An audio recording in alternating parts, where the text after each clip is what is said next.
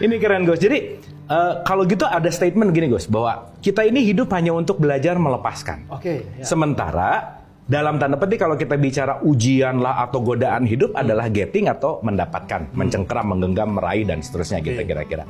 Pertanyaannya adalah pelit ini dibiasakankah atau nature kita sebagai manusia tuh emang merasa memiliki, gimana Gus? Gini loh, seganteng-gantengnya Abu Marlow, setajir-tajirnya, secerdas-cerdasnya, kalau nggak punya nafas, ya dikafan dia. Oke. Masukin peti, kubur. Barang paling mahal dalam hidup kita itu disebut oksigen, udara. Yang kita ambil, yang kita lepas. Jadi dalam hidup tuh nggak ada pelajaran pelit sebenarnya. Oke. Ambil, lepas, ambil, lepas. Ini pelajaran paling utama. Terima kasihlah kamu. Terima kasih. Oke. Ya, terima kasih. Jangan, kalau kamu udara, oksigen mau kamu miliki, kamu pelit pada orang lain. Oh, asam lambung kena tuh. Kembung gitu dia. Masuk terus gak ada yang dikeluarin. Jadi justru kita bisa hidup karena ada yang melepaskan ya. Ada yang melepaskan. Oke. Maka jangan pernah berperilaku pelit, berperilaku menguasai sesuatu hal. Lepaskan. Kita disebut saudara karena kita seudara. Nafasku menyatu loh. Maka aku tidak akan pernah tega kepadamu. Udara yang ku ambil, ku lepaskan, kamu hirup, ambil, lepaskan. Kita saling berbagi di situ. Nah, maka aku tidak akan pernah tega, tidak pernah akan menguasai segala sesuatu yang sebenarnya adalah hak kamu. Nah, agama mengajarkan berbagai turunan dari pemberian-pemberian itu. Zakat, infak, sedekah, ya, wakaf, hadiah, hibah, dan seterusnya. Itu untuk apa? Untuk berlatih. Sebagian dari rezekimu nafkahkanlah. Itu latihan sebenarnya. Cuman seringkali orang-orang yang pintar matematika tapi kurang belajar matematika meletakkan itu sebagai pengeluaran. 100% keluar 2,5%. Atau jangan terlalu banyak memberilah, kita perlu begini gitu, pengeluaran. Bukan, itu pemasukan.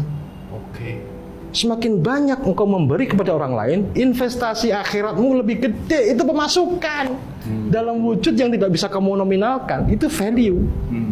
Ya, maka rajin-rajinlah bersedekah. Sudah tahu nomor rekening saya kan? Rajin-rajinlah. Itu keren sih Gus. Jadi kadang-kadang hukum dunia sama hukum akhirat itu paradoks terbalik gitu ya. Iya. Kita melihat di dunia bahwa orang yang segala punya kaya.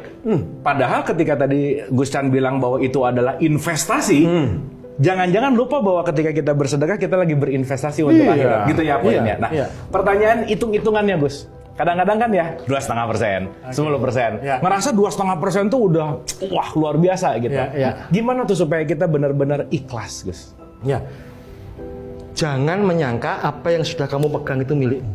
Belum tentu. Ya. Itu orang-orang yang tadi panitianya ini menyediakan uangnya untuk membeli makanan minuman kita, apakah mereka makan dan minum? Belum tentu juga. Ternyata mereka bekerja untuk memberi makan minum kita. Jadi apa yang sudah sampai pada tangan kita itu belum tentu milik kita. Harus dicek ulang. Maka ketika kita makan dan minum selalu harus menyebut nama Tuhan, ya, yang Maha Pengasih lagi Maha Penyayang, karena ada peristiwa panjang di situ. Ada keajaiban terus-menerus. Secangkir kopi ini peristiwa luar biasa melibatkan jutaan manusia. Siapa tahu ada sepasang suami istri dari mudanya mereka tiap pagi ke kebun kopi, mengelola, merawat sampai memanennya. Ada truk yang mengangkut biji-biji kopi. Ada proses yang sehingga sampai kepada saya, kepadaku secangkir kopi. Yang bahkan aku tanpa usaha loh ini. Berdoa enggak, berusaha enggak. Kok Allah kirimkan secangkir kopi, ini ceritanya bagaimana?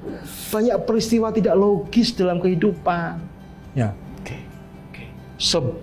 Keren-kerennya kamu pakai logika, hasilnya tetap rasa. Logikanya nih, kita harus pakai skrip, pakai begini. Hasilnya apa?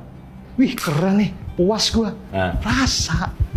Ya, arsitek bikin gambar, bangunan segede itu melibatkan ribuan manusia. Wah, kok jadinya gini ya? Kecewa gua. Maka kehidupan sesungguhnya peristiwa rasa. Dan oleh karena itu kita harus mengolah rasa. Wah,